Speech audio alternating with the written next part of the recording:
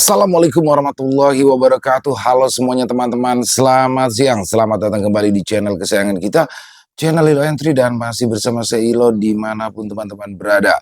Semoga teman-teman selalu dalam keadaan sehat walafiat, tanpa kekurangan satu apapun. Amin, amin ya robbal alamin. Dan pada kesempatan yang baik ini saya akan membawakan satu kisah dari Mas Untung Prasetyo, kisah Warijan. Waduh, jadi di episode terakhir kemarin Warijan ini bertarung di tengah hutan ya teman-teman ya. Karena dia mencari gerombolan misterius yang mana gerombolan ini menyekap banyak sekali anak kecil, yang mana menurut pengakuan dari salah satu anak kecil yang bertemu dengan Warijan, yaitu bernama Tono ya. Itu dibilang katanya anak-anak kecil di sana disekap kemudian akan dijual dan untuk dijadikan tumbal ritual pesugihan oleh sekelompok orang. Waduh, ngeri banget. Pastinya bukan orang-orang sembarangan di balik itu semua. Dan Warijan sedang menghadapi 6 orang ya teman-teman ya.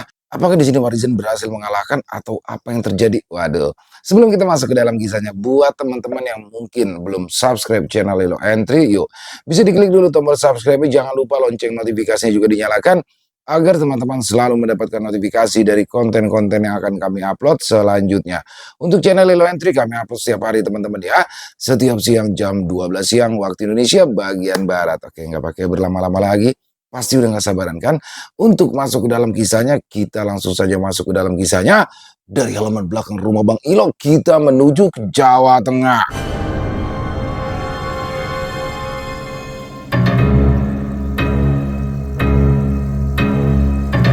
Ajian Wisang Resi, titipan sang guru. Kisah Warijan.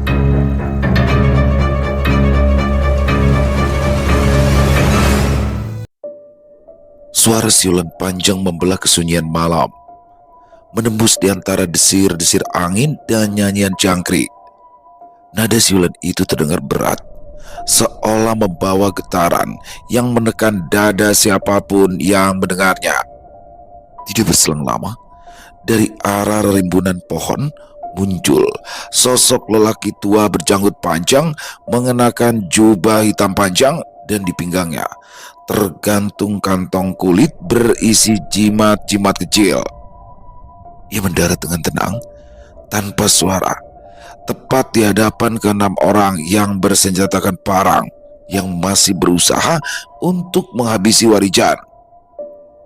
Udara di sekitar tempat ia berdiri seketika berubah berat, seperti ada kabut yang turun hanya di sekitarnya. Warijan menatap sosok itu tajam, tubuhnya langsung menegak dan bersikap waspada. Dari tatapan matanya jelas terlihat bahwa lelaki itu bukan orang sembarangan. "Hentikan dulu pertarungan kalian ini," ujar sosok lelaki tua itu sambil menoleh ke belakang. Dan salah satu dari 6 orang itu segera memberi hormat dengan menundukkan kepala. Lalu ia maju beberapa langkah mendekat ke arah lelaki tua yang memiliki aura hitam pekat itu. "Dia pemuda yang berbahaya, Mbah, karena dia yang sudah memusnahkan Ki Jambang," ucapnya lirih dengan wajah tertunduk. Lelaki tua itu menatap Warijan lama. Di balik sorot matanya yang redup tersimpan sesuatu yang dingin dan menghantam jiwa. "Apa yang sedang kau lakukan di tengah hutan ini, Leh?" tanya sosok lelaki tua itu sambil menatap tajam ke arah Warijan. "Aku hanya sekedar lewat, Mbah," balas Warijan singkat yang membuat lelaki tua itu tersenyum. "Kau tidak perlu berbohong kepada aku, Leh, karena aku tahu salah satu penjaga gaibku itu tidak mungkin menyerang seseorang jika dia tidak dianggap sebagai musuh," ujar lelaki tua itu dengan tegas. "Dan selain itu, hari ini aku telah kehilangan 2 orang calon tumbal yang pergi meninggalkan istanaku. Jadi pastinya kau telah bertemu dengan salah satu dari mereka, bukan begitu, Leh?" ucapnya lagi dengan senyuman licik. Warijan tidak menjawab. Ia menata nafasnya, menjaga agar amarah tidak menguasainya. Lelaki tua itu melangkah maju. Satu langkah, tanah di bawah kakinya berderak dan daun-daun di sekitarnya bergetar tanpa angin. Keenam anak buahnya segera mundur, membentuk setengah lingkaran, memberi ruang bagi sang guru. Suasana menjadi tegang. Asap tipis dari obor berkibar ke arah mereka dan suara jangkrik mendadak lenyap, hanya desiran nafas dan detak jantung yang terdengar. Hutan ini adalah daerah kekuasaanku, Le. Baik itu yang terlihat oleh mata manusia dan juga yang tak kasat mata. Tidak ada seorang pun yang dapat keluar dengan selamat dari hutan ini, kecuali orang itu mau mengabdikan dirinya dan patuh pada apa yang aku minta, ujar sosok lelaki itu dengan tegas. Siapa namamu, Le? Tanyanya dengan nada yang melembut. Sampai tidak perlu tahu. Siapa namaku, Mbah? Balas Warijan dengan tegas. Udara di antara mereka mulai mengeras, seolah hutan menahan nafas, angin berhenti bergerak, dedaunan tak lagi berdesir. Raut wajah lelaki tua itu berubah dingin, senyumannya memudar tergantikan oleh sorot mata tajam yang menembus ke dalam jiwa. Warijan berdiri tegak, tanpa bergerak sedikit pun. Tubuhnya tampak tenang, tapi di balik kulitnya mengalir arus tenaga yang berputar cepat. Dia bisa merasakan hawa aneh di sekitaran, hawa yang bukan hanya berasal dari manusia, tapi juga dari sesuatu yang bersembunyi di balik gelapnya semak dan pohon besar. Seperti ada puluhan pasang mata tak kasat mata yang menatapnya bersamaan. Tanah di sekitar mereka bergetar pelan. Dari sela akar dan rerumputan muncul uap tipis berwarna keabu-abuan. Uap itu menari, berputar, membentuk bayangan wajah-wajah samar yang menangis dan meraung pelan. Warijan tahu itu bukanlah halusinasi, melainkan kekuatan hitam dari lelaki tua itu. Di langit, awan menutupi bulan, meninggalkan hutan dalam remang kebiruan yang nyaris pekat. Lelaki tua itu mengangkat tangan kanannya perlahan, dan hawa gaib di sekitar seolah bergerak mengikuti gerakannya. 6 anak buahnya menunduk serentak, seolah merasakan tekanan tak terlihat yang menekan dari segala arah. Warijan memejamkan mata sekejap, mendengar bisikan samar dari arah tanah, bisikan lirih dari makhluk-makhluk perewangan yang sudah bersiap untuk menyerangnya.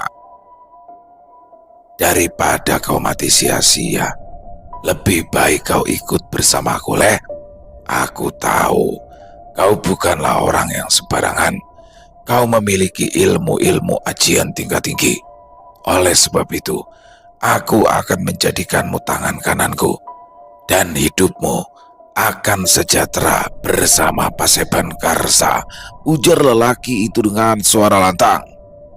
Kita tidak perlu bertarung malam ini, Le. Dan kau juga tidak akan merasakan sakit pada tubuhmu, ibunya lagi dengan senyuman licik yang tersungging di wajah keributnya. Maaf, Mbah, aku tidak akan pernah mau menjadi budak iblis seperti sampean dan orang-orang itu, balas Warijan dengan tegas. Baiklah, Le. Kalau begitu, kau akan merasakan kemarahan dari Sarpajaya, ucap lelaki tua yang langsung mengangkat tangan kanannya dan menunjuk ke arah Warijan. Tidak lama setelah itu, uap-uap keabu-abuan yang sedari awal berada di sekitar tubuh lelaki tua yang bernama Sarpajaya itu mulai mengental menjadi sosok makhluk yang berkumpul seperti kawanan burung malam. Tanpa ragu, sosok-sosok itu melesat ke arah Warijan dengan gerak-gerik tidak beraturan. Ada yang berwujud bayangan bertaring yang kadang terlihat jelas dan kadang menghilang. Ada yang seperti anak kecil berkepala besar yang berlari mengitari tubuh Warijan, dan ada pula sosok berkaki panjang dengan tangan berlendir yang berusaha mencekik leher. Bersama dengan itu, kabut tebal menyelimuti tempat Warijan berada dan disusul munculnya suara-suara tangis bercampur tawa sumbang. Makhluk-makhluk itu mulai menyerang dengan membabi buta, cakar-cakar tajam berkelebat, sambaran gigi tajam melesat, serta hawa dingin yang semakin meningkat menempel pada kulit seperti embun yang beku. Di saat Warijan sedang menghindari serangan-serangan dari makhluk-makhluk perewangan Sarpajaya, di saat itu pula keenam lelaki bersenjata parang itu mulai membentuk sudut menyerang. Mereka tidak hanya datang maju, tapi mereka menyerbu dengan disiplin gerakan silat yang sangat terlatih. Dua menutup pendekatan kanan kiri, dua menekan frontal, dan dua lagi menunggu untuk menebas ketika Warijan terpancing. Setiap ayunan parang berputar cepat, diarahkan bukan sekedar untuk melukai, tapi menutup ruang gerak lawan. Udara di sekeliling Warijan semakin berat, seakan hutan itu berubah menjadi perut bumi yang menelan segala cahaya dan harapan. Kabut tebal berputar seperti pusaran neraka, membawa aroma tanah basah bercampur darah yang menetes dari luka di lengan dan dadanya. Tubuhnya sudah penuh luka goresan dari beberapa parang yang menyayatnya. Sisanya luka dalam dari cakar makhluk-makhluk halus yang wujudnya terus berubah dan jumlahnya terus bertambah. Langkah Warijan mulai goyah. Setiap kali ia menangkis tebasan, pundaknya bergetar oleh benturan tenaga dalam yang keras. Suara desir besi terdengar menyayat hati, bercampur dengan desis makhluk halus yang tertusuk semburan energi jagat geni dari tubuhnya.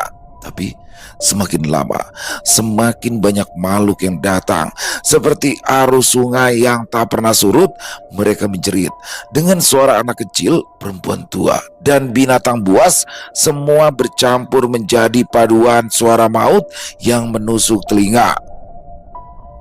Warijan mencoba menenangkan nafas. Dia tahu, sedikit saja pikirannya buyar, maka sukmanya dapat dengan mudah keluar dari tubuhnya, direnggut oleh makhluk-makhluk hitam itu. Namun tubuhnya kini gemetar. Luka di pahanya membelah daging, darah menetes membasahi tanah. Setiap langkah terasa seperti memijak bara. Parang musuh berkilat lagi. Kali ini menebas dari belakang. Warijan menunduk secepatnya, tapi bila itu tetap sempat menggores punggungnya, menyayat kulit hingga cairan merah kental kembali merembes keluar. Jeritan kecil lolos dari mulutnya, namun bukan karena takut, melainkan karena tubuhnya mulai menolak perintah tekadnya sendiri. Dia berputar, mencoba mengayunkan siku untuk menjatuhkan salah satu penyerang, tapi pandangannya berkunang. Dunia terasa bergoyang, kabut berganti-ganti wujud menjadi wajah-wajah makhluk yang menyeramkan. Dari kejauhan, ia seolah mendengar suara Tono memanggilnya lirih, memohon agar tidak menyerah. Suara itu menyayat kalbu, menembus lebih dalam dari luka manapun. Warijan bertahan dengan sisa tenaga. Ia menatap tanah yang basah oleh darahnya sendiri di sela kabut. Dia melihat bayangan anak-anak kecil tanpa wajah berdiri diam sambil memandanginya. Mereka bukan musuh, tapi mungkin sukma-sukma yang telah dijadikan tumbal oleh Paseban Karsa. Hati Warijan bergetar. Dalam kepalanya, amarah dan iba bercampur jadi satu, membakar lebih dalam daripada panas ajian jagat geni itu sendiri. Namun, makhluk-makhluk perewangan Sarpajaya tidak memberikannya jeda. Salah satu dari mereka berhasil menembus pertahanan Warijan. Cekikannya melilit leher seperti tali besi dingin. Nafas Warijan tertahan, tenggorokannya terasa terbakar. Dia mencoba menyalurkan energi murninya, namun tubuhnya sudah terlalu lemah. Darah dari luka di punggungnya terus menetes, membasahi tanah yang kini tampak berdenyut. Parang kembali melesat. Sebuah tebasan mendatar mengenai baunya Dan kali ini Warijan terhuyung jatuh berlutut. Dunia di sekelilingnya menjadi kabur. Makhluk-makhluk gaib itu kini menari di sekitarnya. Tawa mereka menggema seperti merayakan kematian yang tinggal menunggu waktu. Tapi dalam kabut kesakitan itu, Warijan tidak memejamkan mata. Dia masih menggenggam tanah, memaksa matanya menatap ke arah depan, ke arah Sarpajaya yang berdiri di kejauhan dengan tangan terlipat di dada serta senyum puas yang mengembang di wajahnya. Dalam hatinya, Warijan berbisik lirih, "Selama darahku masih mengalir di bumi ini, aku tidak akan membiarkan anak-anak itu menjadi korbanmu keparat." Namun, tanpa disadarinya, sosok Sarpajaya mendengar apa yang dikatakan oleh Warijan di dalam hatinya.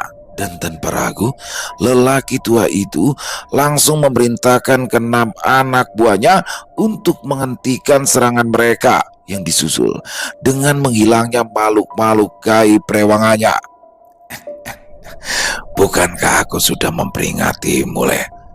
Daripada kau mati sia-sia, lebih baik kau ikut bersamaku dan menjadi pengabdi di Paseban Karsa," ujar sosok Sarpajaya sambil melangkah mendekat ke arah Warijan. "Di dunia ini tidak ada lagi tempat untuk orang-orang baik seperti Le. Karena saat ini orang-orang lebih memilih hidup nyaman, kaya raya, bergelimang harta, dan mereka akan melakukan apapun itu untuk mendapatkan jabatan, pangkat, serta kehormatan. Jadi itulah sebabnya kau menculik anak-anak itu, lalu menjualnya kepada orang-orang yang sedang menjadi tumbal," sahut Warijan lantang walau tubuhnya semakin melemah. "Tidak hanya itu, Le. Aku sedang membangun kerajaanku sendiri. Aku ingin membawa Paseban Karsa menuju keabadian. Maka dari itu, sebaiknya ikutlah bersamaku, sayangilah nyawamu yang sedikit lagi terpisah dari tubuh lemahmu itu, Le. Di Paseban Karsa, kau akan memimpin orang-orang itu. Kau akan dihormati dan disegani," ujar Sarpajaya lalu ia tertawa. Di tengah ocehan dari sosok lelaki tua itu, Warijan mulai mengambil sebuah batu hijau yang selalu berada di saku celananya. Dia menggenggam erat batu itu sambil terus membacakan sebuah mantra yang dulu pernah diajarkan sosok lelaki misterius yang dulu ditemuinya di sebuah waduk besar. "Lebih baik aku mati di sini daripada harus menjadi budakmu, tua bangka sialan," seru Warijan sambil menatap Sarpajaya dengan tatapan tajam. "Kalau begitu, kau akan mati dengan cara yang sangat menyakitkan, Le," balas Sarpajaya yang berjalan mendekat ke arah Warijan.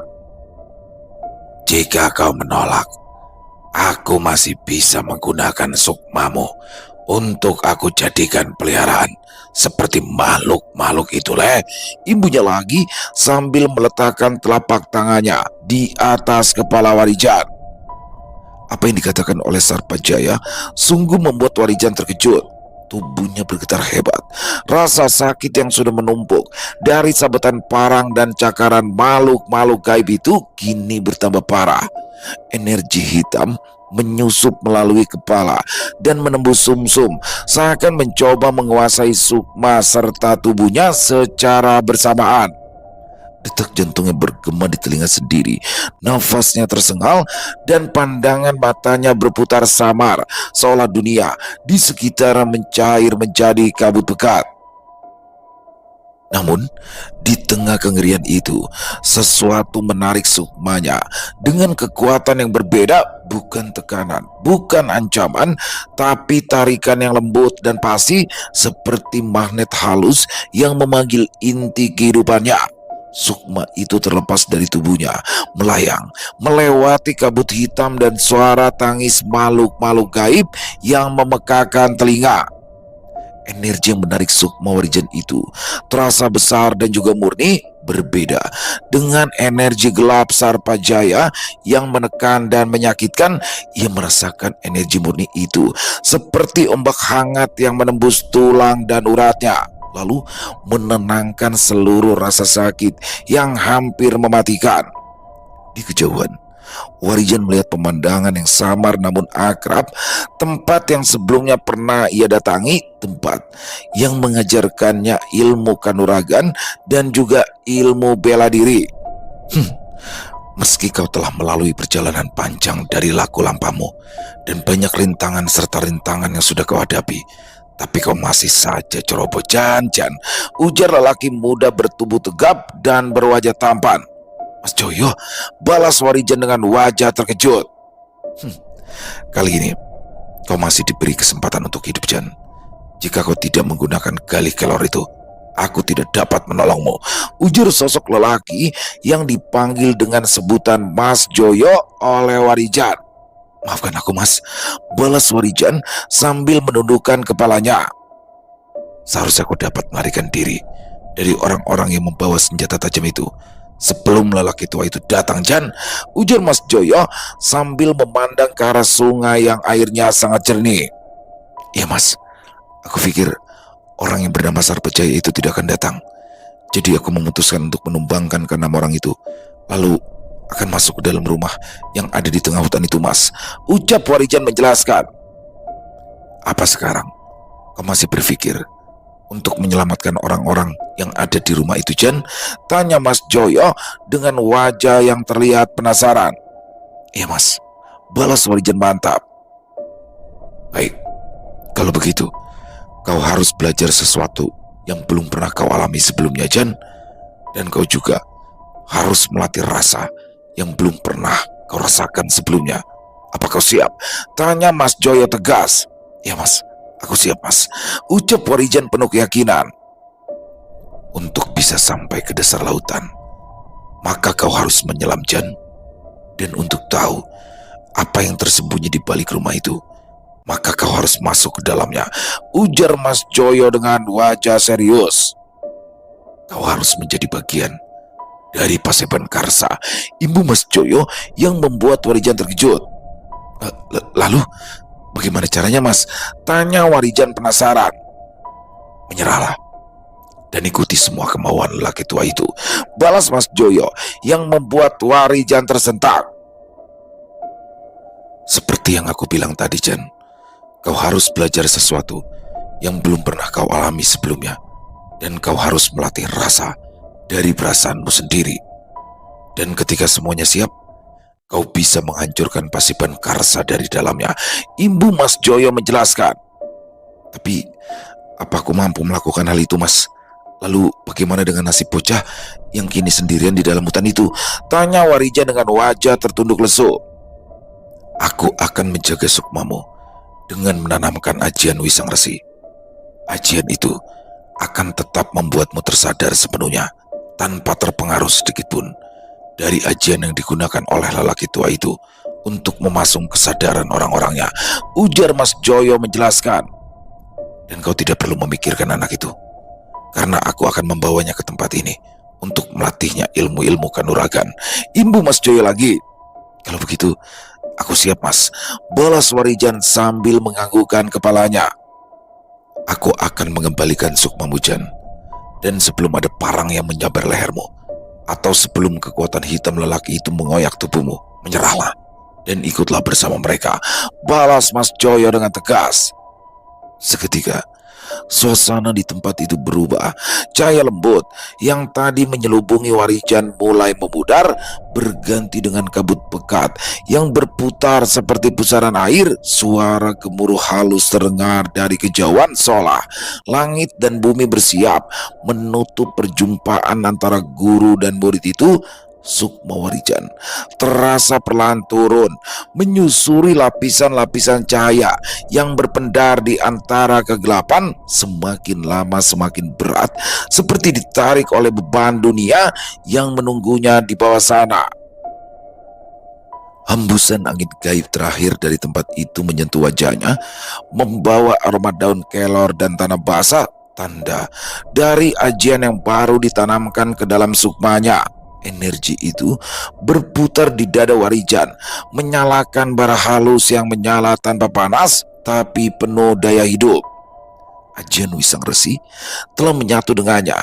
Ia bisa merasakan denyut kekuatan itu, seolah jantung dan jiwanya berpadu menjadi satu nafas yang baru. Ketika sukma Warijan kembali menembus tubuhnya, suara jeritan dan lolongan makhluk halus langsung menghantam telinganya. Segalanya terasa lebih berat dan nyata. Bau darah, tanah, dan hawa dingin bercampur dalam satu isyarat ngeri. Tubuhnya masih bersimbah luka, nafasnya terputus-putus, dan rasa nyeri menjalar dari setiap urat ke tulang. Namun di balik rasa sakit itu, ada sesuatu yang berubah. Pikirannya tak lagi kacau, jiwanya tak lagi bergetar oleh kegelapan. Sorot matanya kini tenang. Meski di hadapannya berdiri Sarpajaya dan 6 lelaki bersenjata parang yang siap menebas, hawa hitam di sekitar Sarpajaya masih bergolak, membentuk wajah-wajah makhluk gaib yang terus menjerit. Tapi Warijan kini dapat melihat lebih dalam ke pusat kekuatan lelaki tua itu yang bersinar seperti bara di antara pusaran kabut. Dia tahu dari sanalah kendali semua makhluk perewangan itu berasal. Tanah di bawah kakinya lembab dan juga dingin, namun Warijan bertahan meski tubuhnya gemetar oleh luka dan darah yang terus mengucur. Dalam hatinya, gema suara Mas Joyo masih terngiang, membentuk mantra tanpa kata. Suara itu menuntun nafasnya, menenangkan degup jantungnya, hingga kesadarannya menembus batas antara takut dan pasrah. "Bersiaplah tunduk di hadapanku, Le," seru Sarpajaya dengan lantang. Namun seketika itu juga Warijan melakukan apa yang tadi disampaikan oleh Mas Joyo. Dengan penuh rasa pasrah, ia meminta sosok Sarpajaya untuk mengampuninya. "Aku mengaku kalah, Mbah. Ampuni aku," ujar Warijan yang langsung kehilangan kesadarannya. Tubuh Warijan jatuh tersungkur, membentur tanah dengan suara berat. Darahnya bercampur dengan tanah, membentuk warna pekat yang nyaris hitam di bawah cahaya bulan yang tertutup oleh awan. Hutan menjadi senyap. Hanya desis angin dan dengus nafas dari makhluk-makhluk perewangan yang masih bergelayut di udara. Sarpajaya menatap tubuh Warijan yang terkapar itu dengan sorot mata puas. Bibirnya tersenyum tipis, senyum kemenangan yang menyimpan kesombongan. Tangannya yang kurus dan penuh urat itu perlahan diangkat, lalu melingkar di udara, menggerakkan pusaran energi hitam yang masih berputar di sekitarnya. Dari pusaran itu keluar uap kelabu yang menelusup masuk ke tubuh Warijan melalui hidung dan mulutnya. Tanah di sekitar mereka bergetar lembut. Seekor burung hantu menjerit di kejauhan, lalu terbang menjauh, seolah takut menjadi saksi dari apa yang sedang terjadi.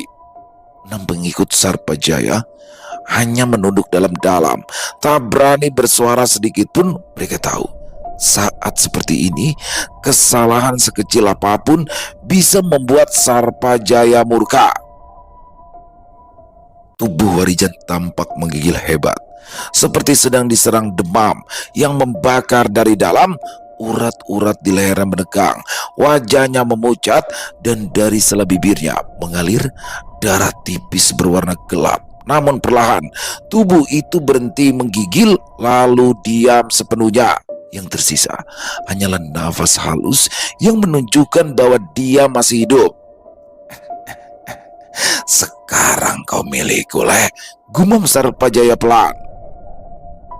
Uap kelabu yang tadi mengepul kini lenyap, dan hawa panas yang menyelimuti tempat itu mereda. Dia lalu memberi isyarat dengan dagu kepada 6 pengikutnya. 2 orang maju mengangkat tubuh Warijan yang tak berdaya, sementara yang lain menyiapkan obor untuk menerangi jalan setapak menuju ke dalam hutan. Kabut yang sejak tadi menggantung mulai menipis. seolah membuka jalan menuju ke tempat yang lebih dalam, tempat yang tidak lagi dimasuki manusia biasa. Di sanalah, jauh di perut hutan, Paseban Karsa berdiri. Malam semakin larut ketika rombongan itu perlahan menghilang di balik pepohonan tinggi. Suara langkah mereka nyaris tak terdengar, hanya gemericik air dari sungai kecil di sisi jalan yang menandai keberadaan mereka. Sementara itu, di dalam tubuh Warijan yang tampak tak bernyawa, sebuah cahaya kecil berdenyut di balik dada. Ajian Wisang Resi mulai bekerja. Sukmanya yang tadi sempat tenggelam dalam pusaran hitam kini melayang tenang di antara dua dunia, dunia gelap Sarpajaya dan cahaya murni dari Ajian Wisang Resi. Ia bisa mendengar segalanya, meski tubuhnya tak lagi bisa bergerak. Setiap langkah, setiap bisikan, bahkan detak jantung lelaki tua itu terasa jelas di dalam kepalanya. Dia tahu permainan baru telah dimulai, dan untuk pertama kalinya Warijan akan berada di jalan yang tidak pernah ia pilih, menjadi bayangan di dalam kegelapan, menembus sarang Paseban Karsa, tempat di mana hidup dan mati tak lagi berbeda. Angin malam berembus pelan di sela pepohonan, membawa aroma tanah basah dan abu dupa yang entah dari mana asalnya. Di kejauhan, suara gamelan kembali terdengar lirih, namun cukup untuk membuat bulu kuduk berdiri.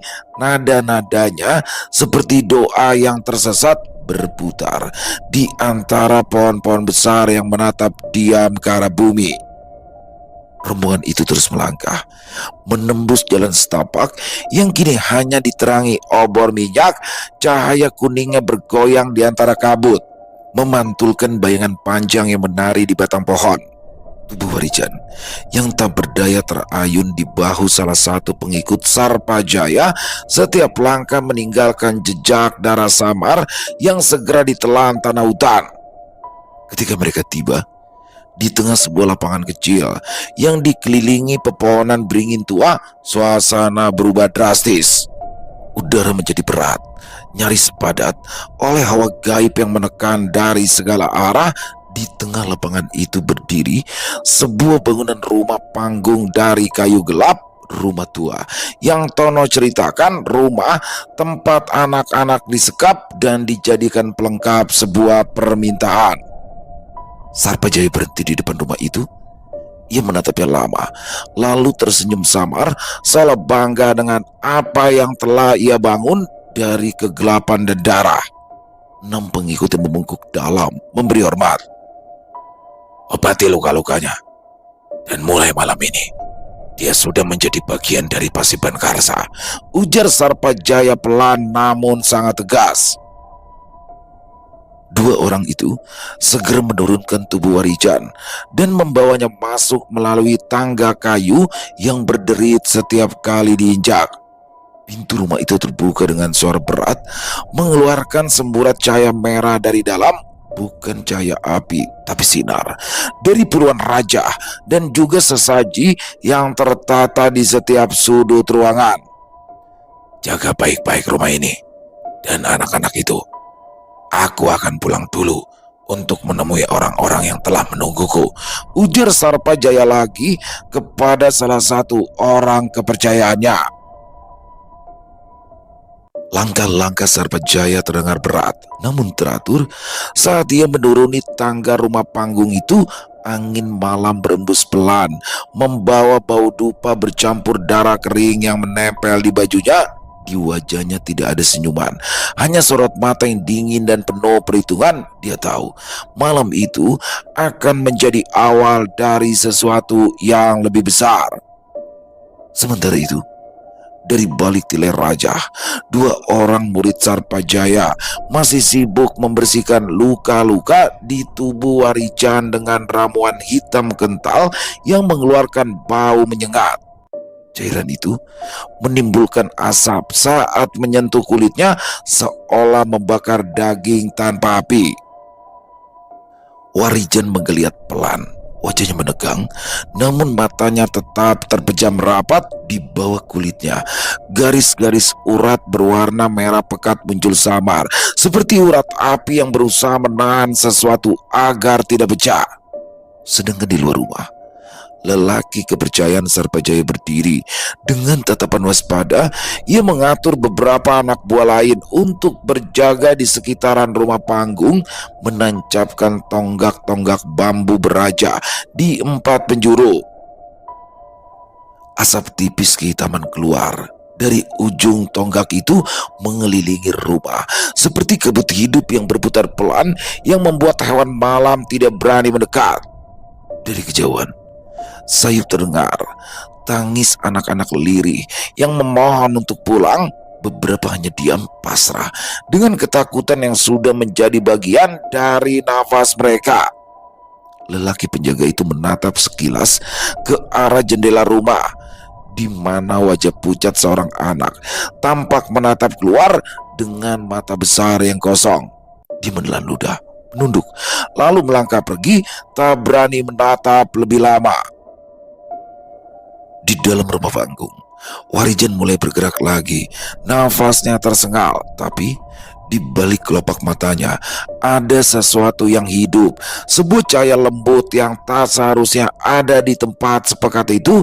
Cahaya itu berdenyut pelan di antara luka-lukanya, membentuk simbol halus lambang dari ajian Wisang Resi yang ditanamkan oleh Mas Joyo. Asap dupa menari di udara, melingkari tubuhnya yang kini tampak lebih tenang. Para penjaga yang merawatnya mengira jika Warijan telah tertidur pulas. Mereka tidak menyadari bahwa dalam keningan itu, dua dunia tengah bersentuhan, dunia manusia yang penuh tipu daya dan dunia batin yang menunggu kebangkitannya. Beberapa hari kemudian, Warijan tersadar dengan luka-luka di tubuhnya yang hampir sembuh. Dia terbangun sambil mengedarkan pandangannya ke arah sekitar. Ruangan tempat Warijan terbangun terasa lembab dan berbau dupa yang telah lama terbakar. Cahaya temaram dari lampu minyak di sudut ruangan membuat bayangan berayun pada dinding kayu yang penuh dengan raja dan simbol-simbol aneh. Suara halus seperti bisikan terdengar samar dari celah lantai, seolah rumah itu bernafas dengan nyawa sendiri. Warijan mengerja perlahan, merasakan denyut sakit di sekujur tubuhnya. Luka-lukanya memang hampir sembuh, tapi rasa perihnya masih menyimpan ingatan tentang pertempuran itu, tentang makhluk-makhluk gaib Sarpajaya dan parang-parang tajam yang menebas udara di sekelilingnya.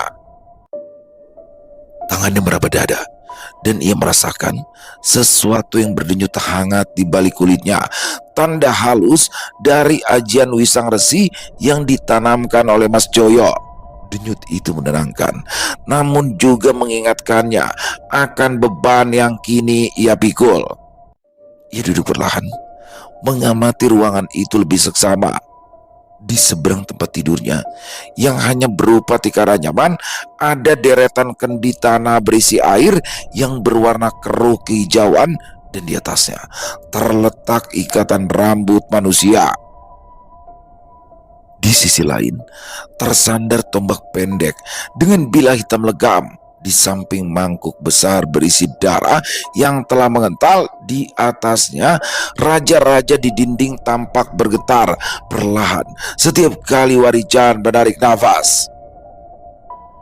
Suara langkah pelan terdengar dari luar.